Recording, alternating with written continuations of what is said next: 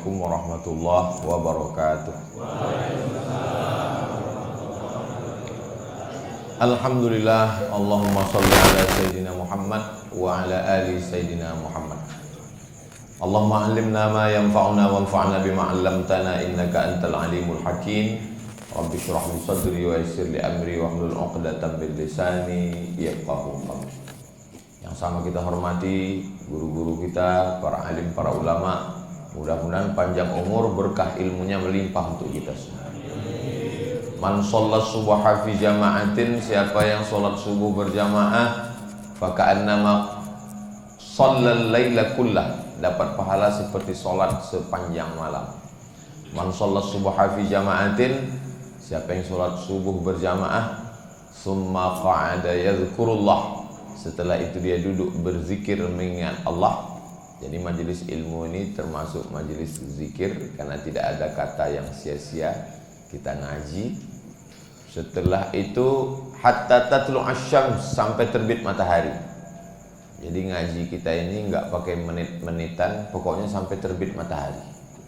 Summa yusalli rak'ataini, setelah itu sholat sunat 2 rakaat. Kanat lahu ka'ajri hajjatin wa umrah, dapat pahala seperti haji dan umrah. Amin ya rabbal alamin. Hadisnya ada dalam kitab Sunan At-Tirmizi. Status hadisnya hadisun hasan. Hadis hasan, tidak ada ikhtilaf, perbedaan pendapat di kalangan ulama. Hadisnya bisa dijadikan sebagai dalil beramal.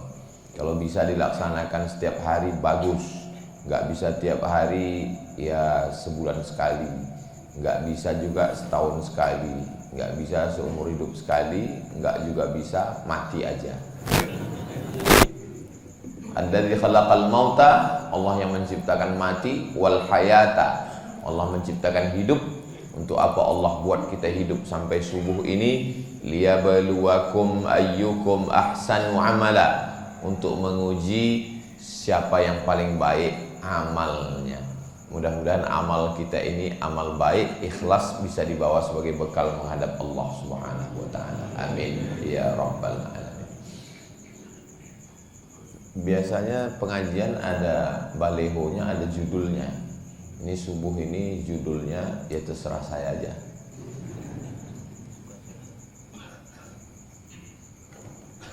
Nabi Adam punya anak, satu namanya Qabil, satu namanya Habil. Diabadikan mereka berdua berkurban. Idz qarraba qurbanan, ketika mereka berdua berkurban. Fatuqubbila min ahadihima, diterima kurban dari salah satunya, kurban Habil. Walam yutaqabbal minal akhar, kurban Qabil tidak diterima. Lalu kemudian Qabilnya marah. Lalu kemudian dia bertanya, kenapa kurbanmu diterima, kurban saya tidak? Jawabannya, innama yataqabbalullahu minal muttaqin, karena ibadah itu hanya diterima oleh orang yang takut kepada Allah.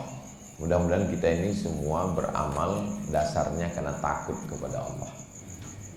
Lalu kemudian beberapa masa setelah itu, Adam, Idris, Nuh, Hud, Saleh, sampailah pada masa Nabi Ibrahim alaihissalam. Allah Subhanahu wa taala juga meminta kurban dari Nabi Ibrahim. Allah tidak minta sapinya, Allah tidak minta kambingnya, Allah tidak minta untanya. Yang diminta Allah Subhanahu wa taala yang paling dia cintai, yang ditunggu selama 86 tahun, itulah dia Ismail alaihissalam. Ya bunayya, wahai anakku, inni ara fil manam, saya melihat dalam mimpi saya, anni azbahuka, saya menyembelih lehermu, fanzur madza tara, apa pendapatmu?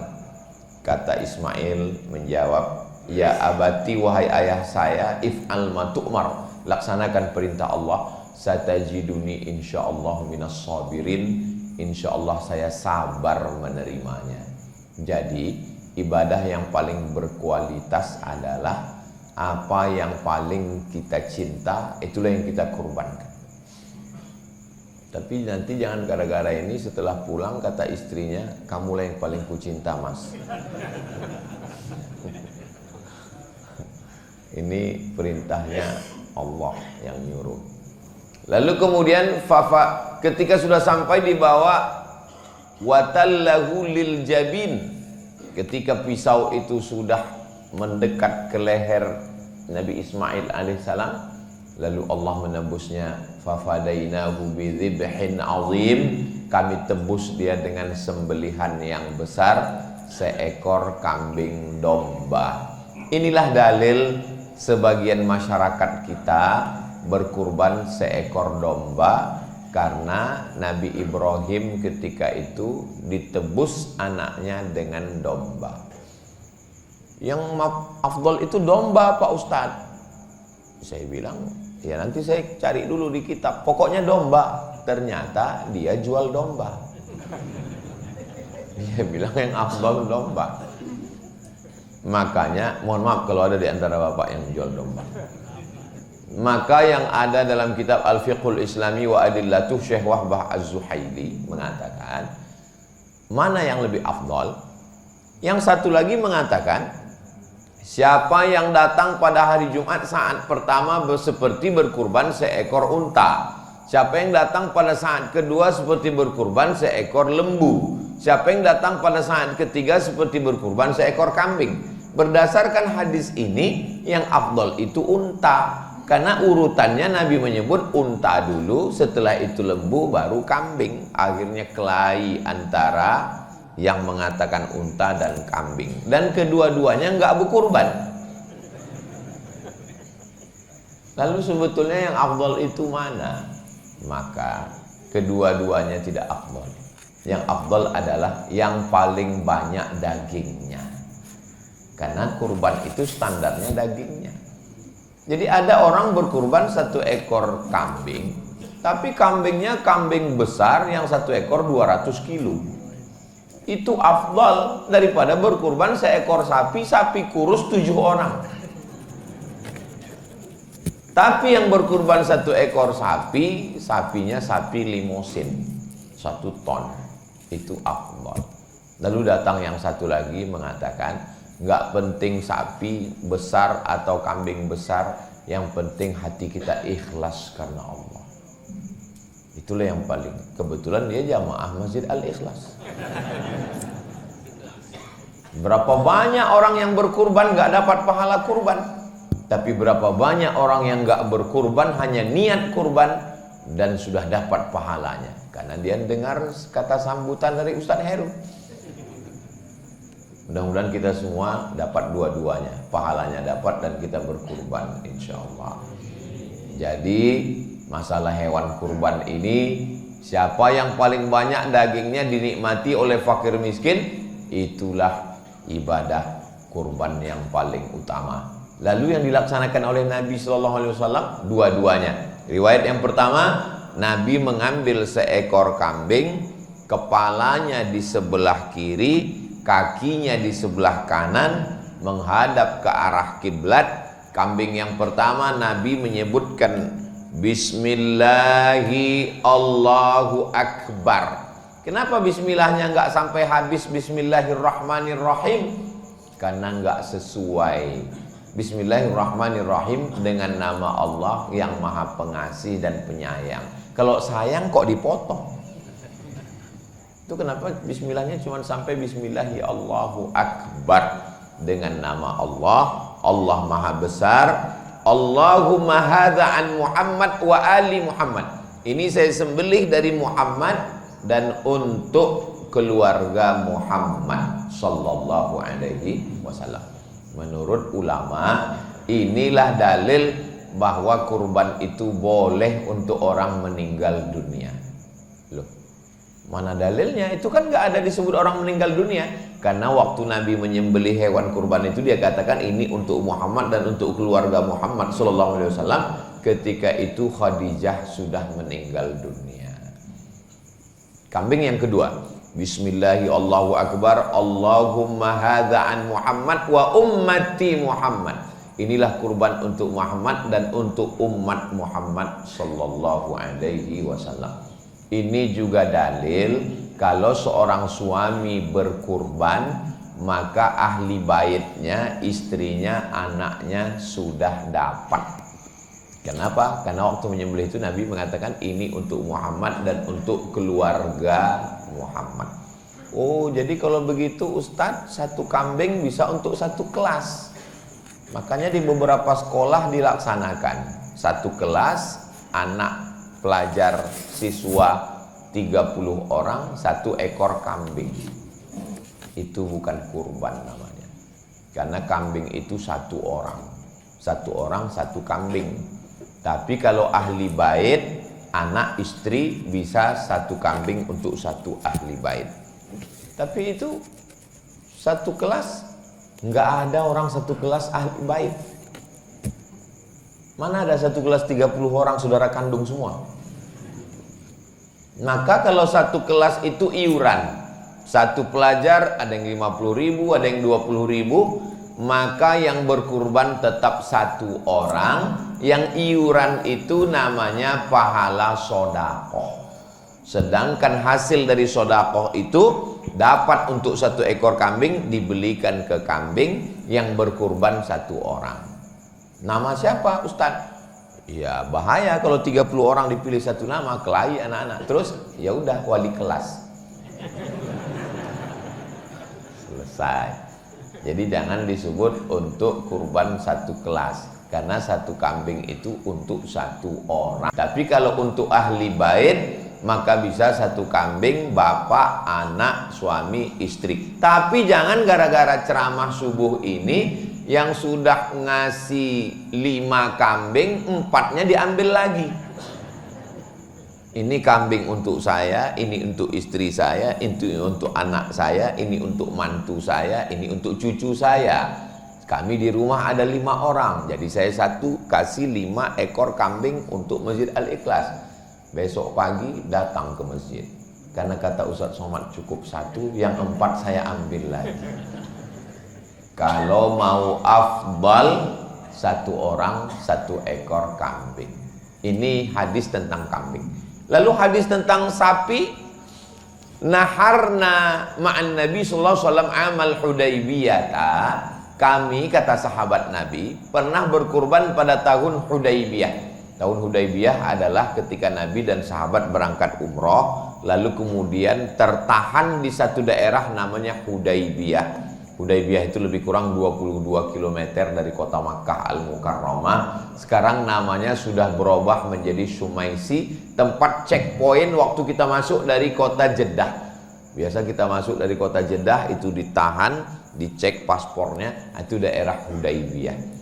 Nah ketika itu Nabi bersama sahabat berkurban 1 ekor onta 7 orang. Jadi 1 ekor onta 7 orang, 1 ekor lembu 7 orang, 1 ekor sapi 7 orang. Nah, jadi apakah boleh dicampur 7 orang itu? Pertama, Bapak Insinyur Pulan, kedua Bapak Doktorandes Pulan, ketiga Bapak Kiai Pulan, keempat Bapak Jenderal Pulan, kelima almarhum. Boleh. Misalnya ini 1 sapi, saya, anak saya, istri saya, mantu saya, cucu saya, 2 almarhum ayah, almarhumah ibu. Boleh dicampur antara untuk orang yang hidup dan orang meninggal dunia. Lalu kemudian ini 1 ekor sapi untuk saya, anak saya, istri saya, mantu saya. Yang 3 cucu saya akikah 2 orang laki-laki dan 1 orang perempuan. Kurban 4 campur akikah 3. Menurut kitab fikih sunnah, nggak boleh dicampur antara kurban dengan akikah. Kalau kurban-kurban saja, akikah-akikah saja. Referensinya, nama kitabnya fikih sunnah, nama penulisnya Sayyid Sabiq.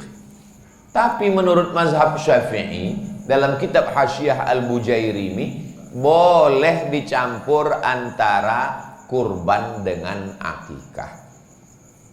Hanya saja bedanya kalau daging kurban dibagi mentah, sedangkan daging akikah dimasakkan lalu diundang orangnya, diberi makan. Jadi tinggal dibagi saja. Kalau 7 bagian, yang 3 bagian ini dilaksanakan secara akikah menurut mazhab Syafi'i.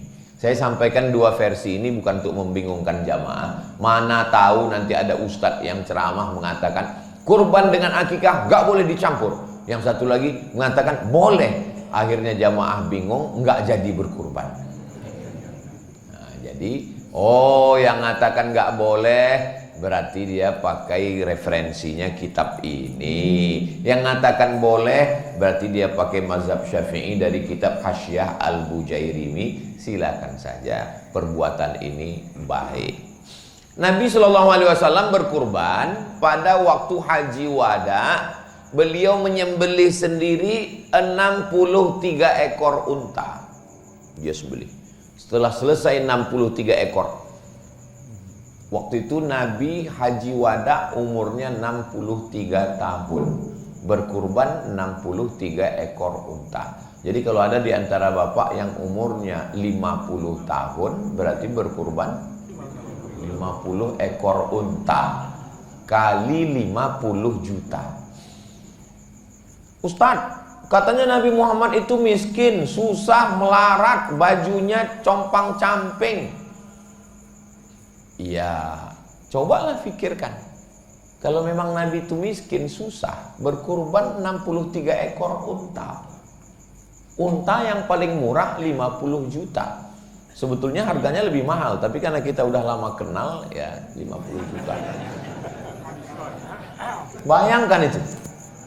Nabi itu kaya, cuman hidupnya bersahaja.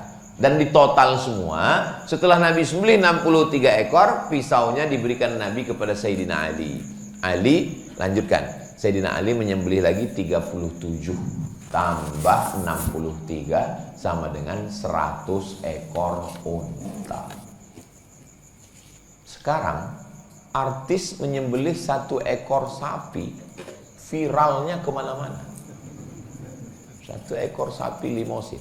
Kalau dibandingkan 1 ekor sapi limosin dengan 100 ekor unta, banyak mana?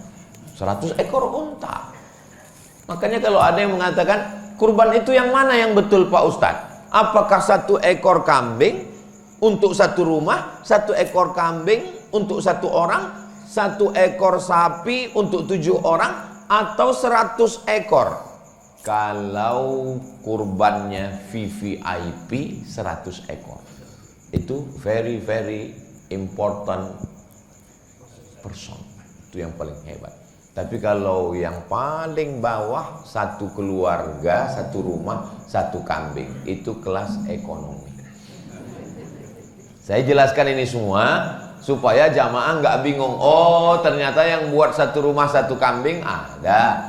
Yang buat 1 kambing 1 orang ada. Yang membuat 1 sapi 7 orang ada. Yang buat 100 ekor pun ada.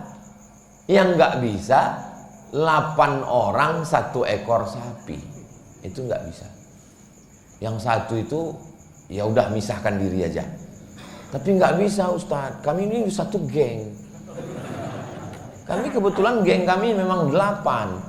Ya udah kamu 1 kambing, yang 7 ini. Oh nggak bisa, kami harus selalu bersama.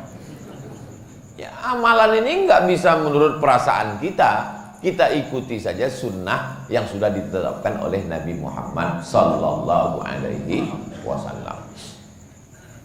Ustadz Somad, ya kebetulan di belakang masjid kami ada gereja. Gerejanya ngasih sapi. Terus ya kami mau kurban, motongnya gimana? Apakah waktu menyembelih itu disebutkan Bismillahi Allahu Akbar dari?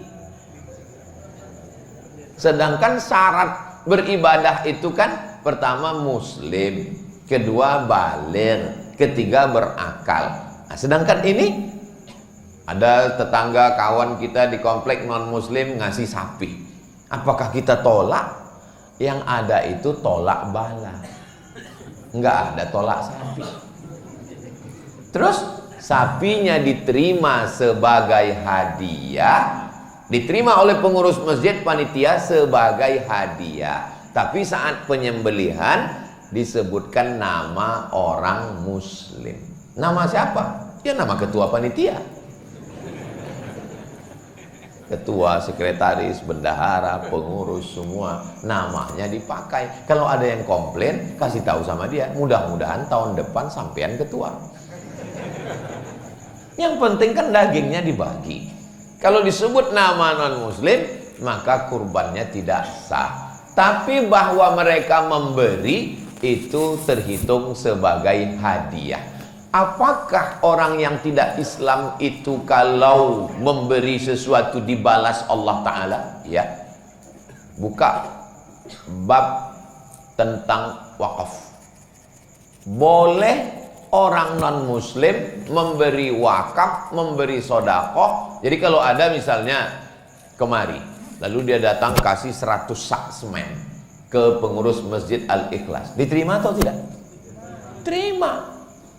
Jangan dibilang tidak diterima. Kami mesti fit and proper test dulu, dicek dulu ini hartanya dari mana. Ya diterima. Tapi bahwa itu menjadi amal di akhirat, syarat amal itu diterima, sebutkan dulu passwordnya. Asyhadu an la ilaha illallah wa asyhadu anna muhammadan rasulullah. Ini Ustaz Somad ini sembarangan ngomong. Biasanya kalau minuman sudah datang, ini bisa 2 jam ceramahnya. Nah, apalagi ada teh manis. Sampai mana tadi hilang banyak. Mana dalilnya? Ketika Nabi mengirim surat ke Alexandria. Jadi waktu itu di dunia ini ada 2 paus. Satu paus yang ada di Vatikan, satu paus yang ada di Alexandria. Yang di Alexandria itu sampai sekarang masih ada. Saya waktu ke Mesir, ada paus Alexandria. Mereka tidak ikut yang di Vatikan. Yang dikirimi Nabi surat yang di Alexandria. Yang bawa surat itu namanya Hatib bin Abi Balta'ah. Surat ini dibaca oleh paus. Namanya Jirjis. Nama mereka biasanya punya 2 nama. Nama asli dan nama itu Muqawqis. Dia baca surat Nabi, dia lipat surat Nabi, dia kasih minyak wangi, dia cium, dia letakkan di dalam kotak kayu. Begitulah dia memuliakan surat Nabi. Dan Hatib yang bawa surat itu dikasih hadiah. Dikasih hadiah asal Banha. Asal artinya madu. Banha salah satu provinsi di Mesir. Memang produksi madunya bagus, madunya asli. Cirinya dibawa pulang ke rumah, istri marah. Itu asli. Madunya dibawa ke Nabi, diminum oleh Nabi. Itu dalil boleh menerima hadiah dari non-muslim. Makanya kalau ada bapak ibu yang dikasih madu sampai sekarang masih disimpan, ragu untuk minum, silakan minum. Atau kalau nggak mau, kasih ke saya. Yang kedua dikasih kain. Karena Mesir itu waktu itu produksi tekstil terbaik. Kain putihnya habis waktu. Hebat Masjid Al-Ikhlas. Kadang memang ustadz-ustadz ini ceramah nggak mengenal waktu. Itu pentingnya dikasih timer. Kalau sudah bunyi, habis waktu. Tapi karena ini ustadz dari luar kota, maka ada kekhususan. Nah, lalu kemudian kain putihnya disimpan dan dipakai oleh Nabi SAW. Nabi diberi hadiah yaitu bighal. Bighal ini lebih besar dari keledai, lebih kecil dari kuda. Kendaraan. Kalau sekarang mungkin ya mobil dinas plat merah. Dipakai oleh Nabi SAW. Dikirim 2 perempuan. Bayangkan baiknya paus Alexandria itu. Dikirim 2 orang perempuan. Yang satu namanya Sirin. Lalu sahabat Nabi ada yang belum nikah. Namanya Hasan bin Sabit. Penyair. Kalau mau perang, Hasan ini yang baca syair. Hasan, kamu ambil Sirin menjadi istri kamu. Sirin ini punya kakak namanya Maria. Maria ini ibu dari anak Nabi laki-laki bernama Ibrahim. Ibrahim ini adalah anak Nabi. Nama ibunya adalah Maria Al-Qibtiyah, perempuan dari Mesir. Ini dalil boleh menerima hadiah dari non-muslim. Nah, jadi kalau ada yang ngasih sapi, ngasih macam-macam, terima saja. Sampai hari ini sudah ada yang ngasih? Berarti mereka belum dengar tausiahnya. Insya Allah nanti akan ada yang ngirim, insya Allah. Nah, lalu kemudian berkurban itu sebagusnya man ra'a hilala Zulhijjah. Hilala Zulhijjah. Siapa yang melihat hilal? Kalau bulannya bulat namanya Badar. Kalau bulannya sabit namanya hilal. Jangan puasa sebelum nampak hilal dan jangan hari raya sebelum nampak hilal. Makanya ibu yang punya suami namanya Hilal itu menjelang tanggal 1 tolong sembunyi dulu. Karena mereka ini memang dicari-cari. Siapa yang melihat hilal, hilal tanda 1 bulan Zulhijjah, wa arada an yudahi, dan dia mau berkurban, falyumsik an sya'rihi wa azfarihi. Jangan cukur bulu, jangan potong bulu badan, jangan potong kuku dari tanggal 1 Zulhijjah. Jadi dia lihat hilal tanggal 1, 2, 3, 4, 5, 6, 7, 8, 9. Selama 9 hari tidak potong kuku, tidak cukur bulu, tidak cukur kumis, tidak potong jenggot, tidak potong rambut selama 9 hari. Apakah hukumnya wajib? Tidak wajib, sunnah. Jadi bagi yang mencukur kumis, yang potong jenggot, yang potong kuku dari tanggal 1 sampai tanggal 9 hukumnya mubah, boleh. Apa hikmahnya? Apa hikmah dari menahan diri selama 9 hari? 9 hari kukunya mulai panjang, 9 hari kumisnya mulai panjang. Begitu selesai potong kurban, barulah cukur kumis, potong kuku, suasananya menjadi baru. Orang kan kalau habis potong kumis, potong kuku, itu fresh, baru. Habis potong kurban. Ini sebenarnya adalah salah satu terapi yang diajarkan Nabi Muhammad SAW. Tapi hukumnya tidak wajib. Siapa yang berkurban potong kuku pada tanggal 9, ya boleh, kurbannya tetap sah. Ini saya sampaikan karena biasanya kalau sudah mendekat hari raya kurban, banyak diangkat isu-isu, masyarakat bingung, mau dilanjutkan nggak bisa karena paket sudah habis. Lalu kemudian pada tanggal 9, jangan sampai tinggal puasa.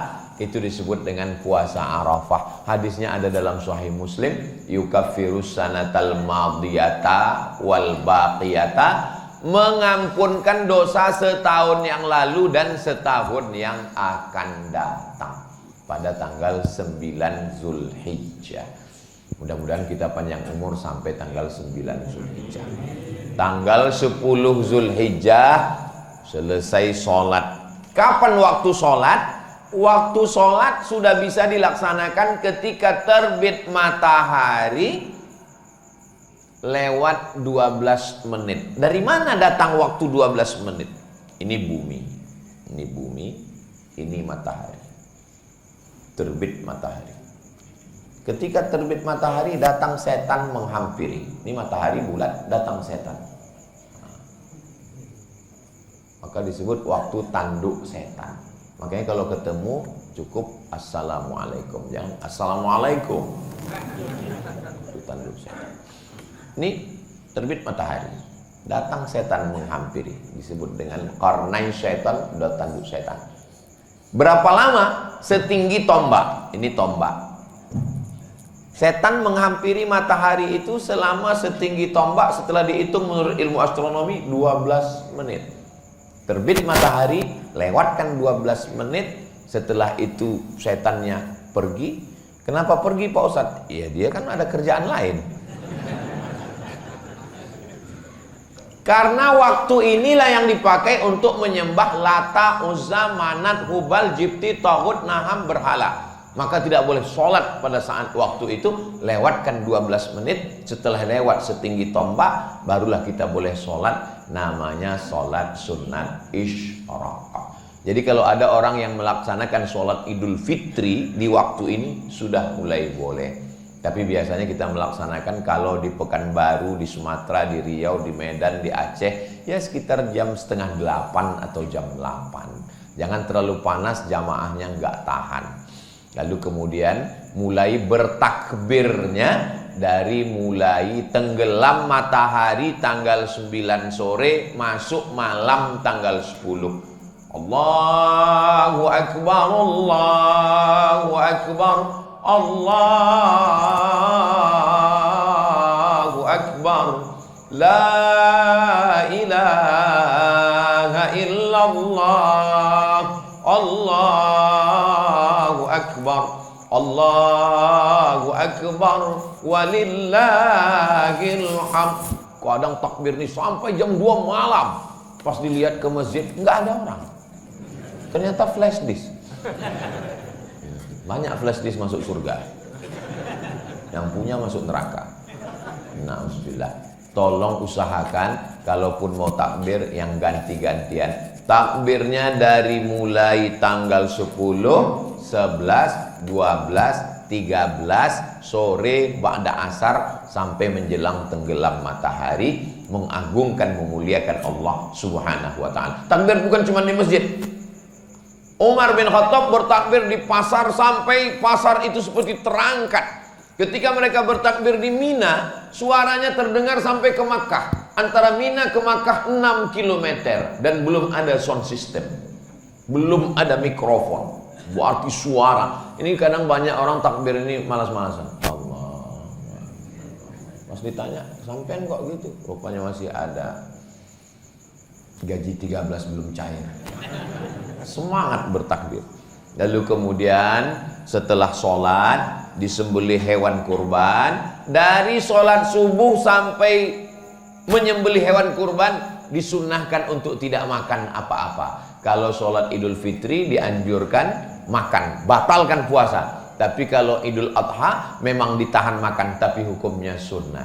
Makanan yang pertama masuk adalah setelah menyembelih, fakulu minha, makan daging hewan kurban. Apanya dimakan?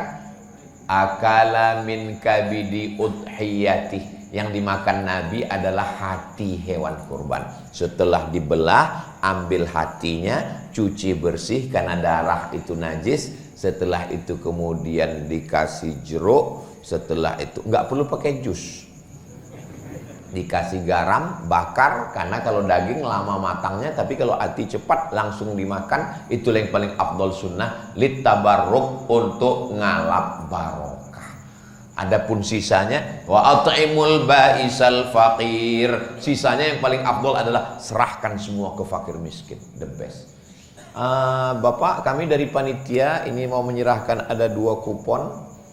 Saya sudah dengar ceramah Ustaz Somad, yang paling afdol serahkan semua. Jadi Bapak nggak mau kupon, saya nggak mau kupon, dagingnya aja.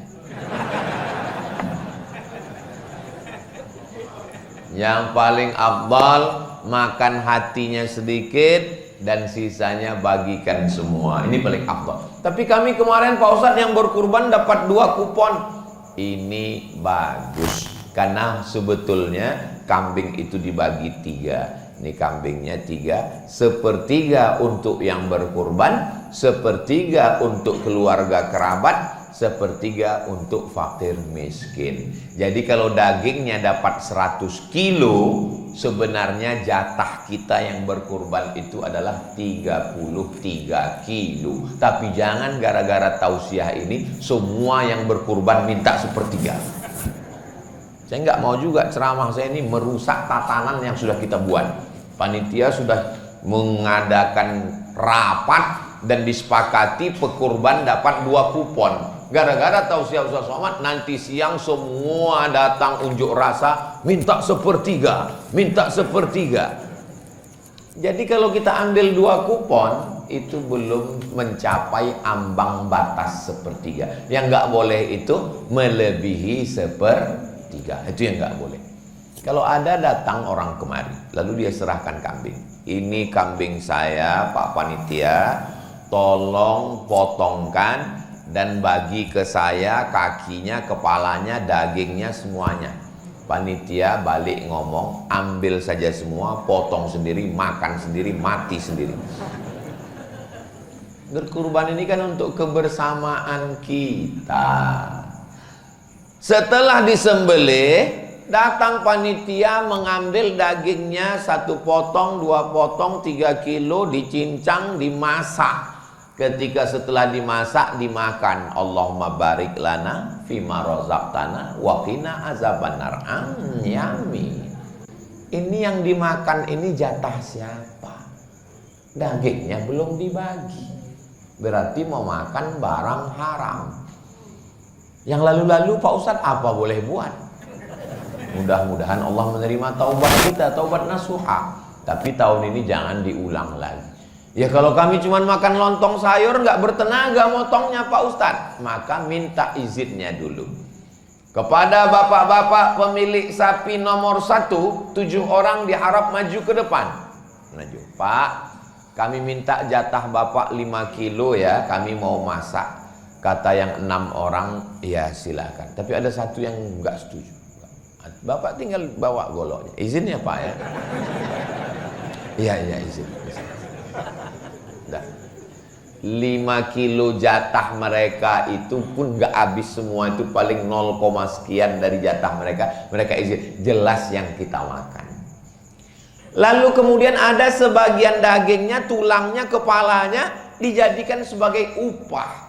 Ini upah kamu sebagai tukang jagal, ini upah kamu sebagai tukang kulit, ini sebagai tukang potong. Enggak boleh menjadikan kulit kurban, kepala, ekor, tulang, otak dijadikan sebagai upah.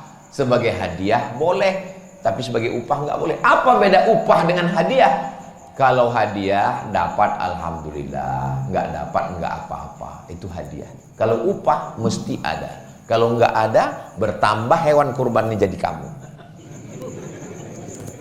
Ini pisau masih tajam ini.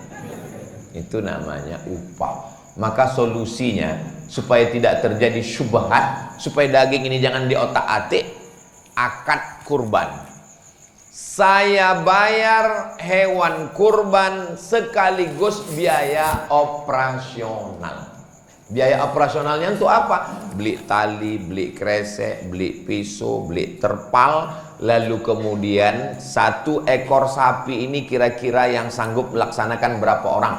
7 orang. Oke, 7 tambah tukang jagal, tukang kulit, kasih 1 orang 100.000, 100.000, 100.000, 700.000, tambah tukang jagal 200, tukang kulit 1.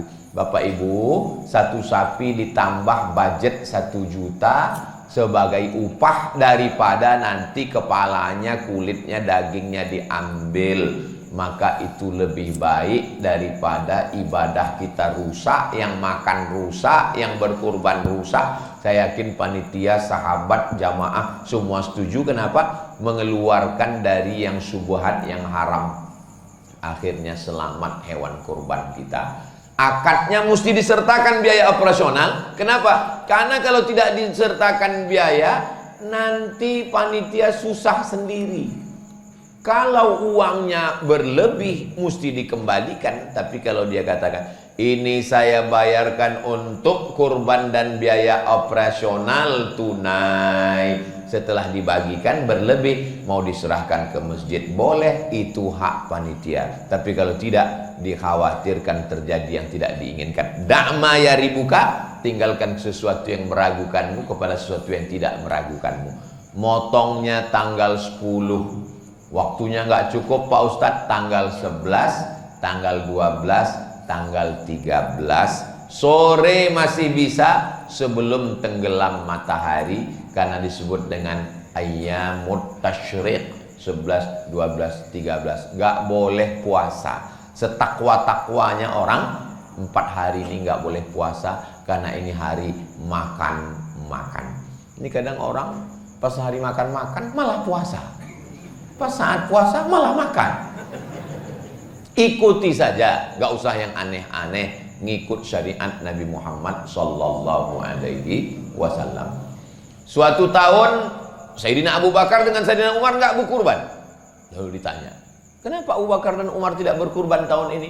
Mau ngasih tahu kepada umat Nabi Muhammad sallallahu alaihi wasallam bahwa kurban tidak wajib.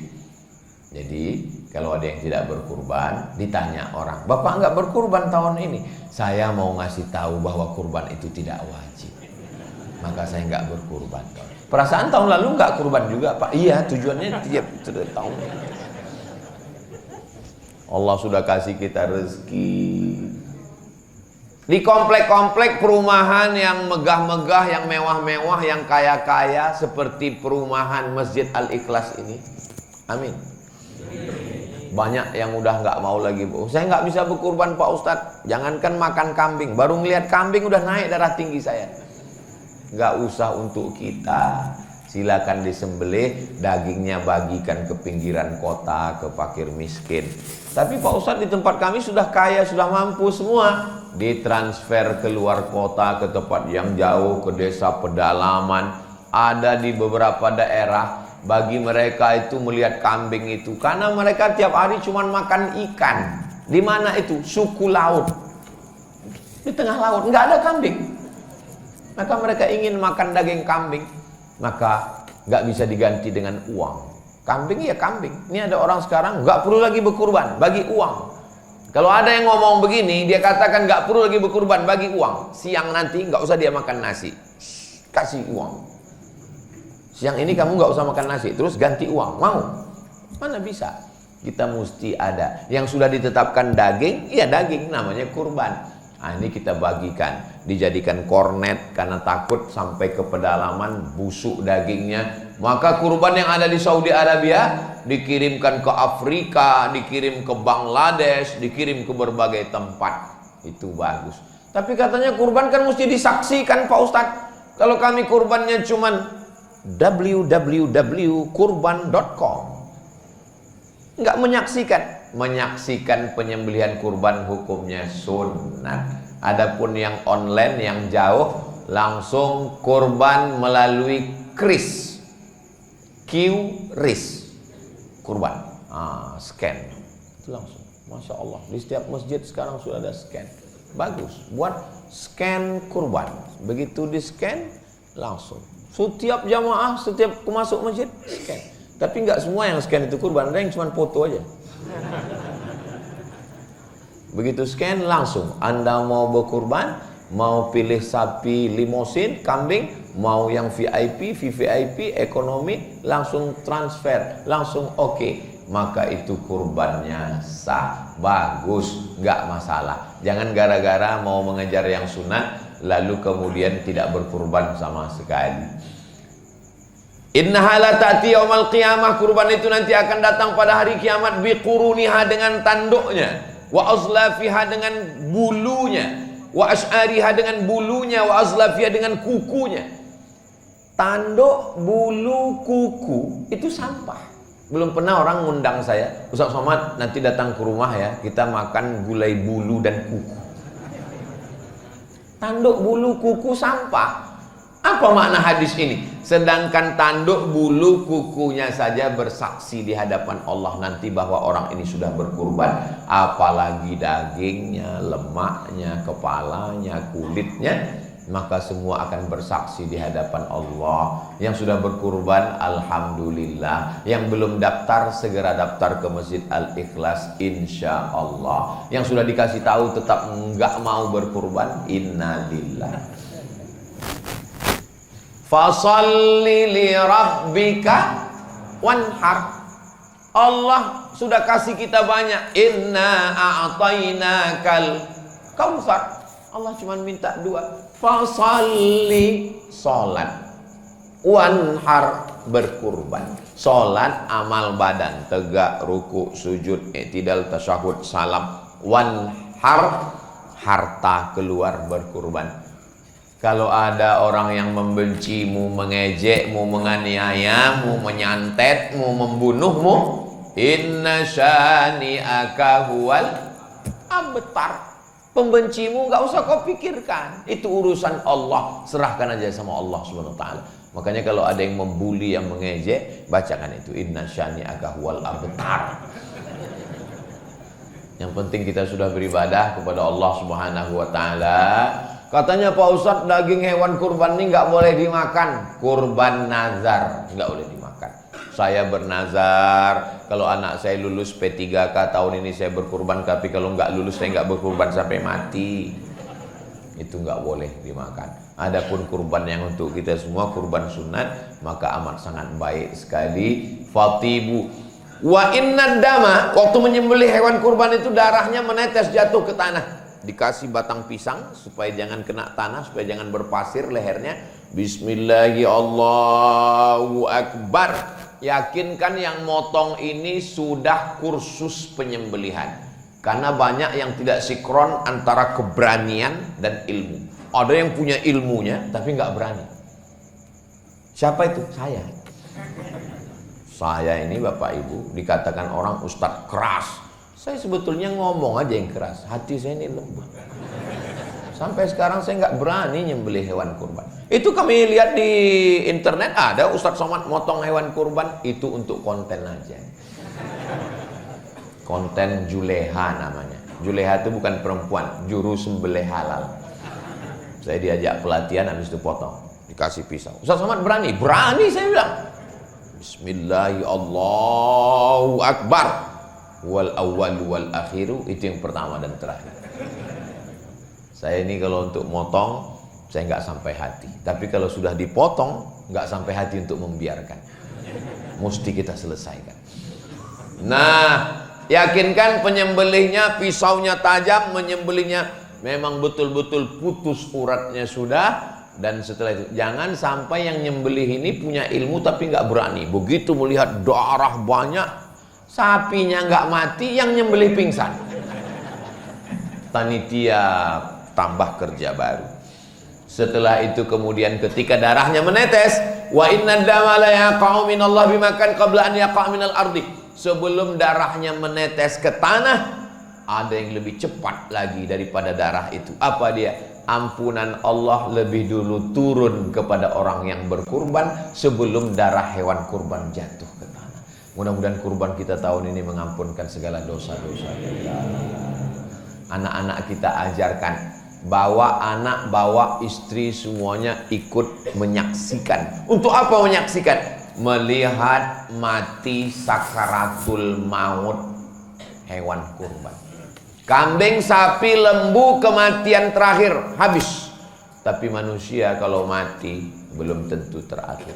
Masih ada pertanyaan mungkar nakir, masih ada hari berbangkit, masih ada padang mahsyar, masih ada titian siratal mustaqim, masih ada pembagian kitab, masih ada surga dan neraka. Hewan itulah yang terakhir, setelah itu habis. Tapi kita, makanya ketika melihat binatang itu mati, di saat itu kita sedang sadar, saya pun juga akan mati menghadap Allah Subhanahu wa ta'ala.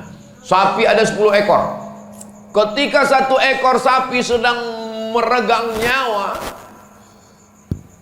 9 sapi itu tetap makan, tetap nyantai. Kita sedang diingatkan. Jadi kalau ada hari ini umat Islam yang gak peduli dengan Palestina, Palestina sekarang sedang meregang nyawa, tapi dia tetap enak makan yang produk Amerika. Itu berarti sapi kurban. Enggak ada keprihatinan sama sekali. Padahal satu kampung yang sama, satu truk dibawa ke Surabaya, sampai di masjid diikat di tempat yang sama. Satu sapi meregang nyawa, 9 sapi tetap mengunyah terus. Enggak ada kepedulian, keprihatinan. Jadi kurban ini segala aspeknya itu ada pelajaran yang luar biasa. Fatibu biha nafsan, sucikanlah diri kamu dengan berkurban. Tadi saya mulai tausiah jam 5, sekarang sudah jam 6. 60 menit kebersamaan kita ini. Padahal sebetulnya kalau menurut botolnya 30 menit, karena ini 300 ml. Mudah-mudahan yang saya sampaikan ini bisa menjadi bekal kita semua.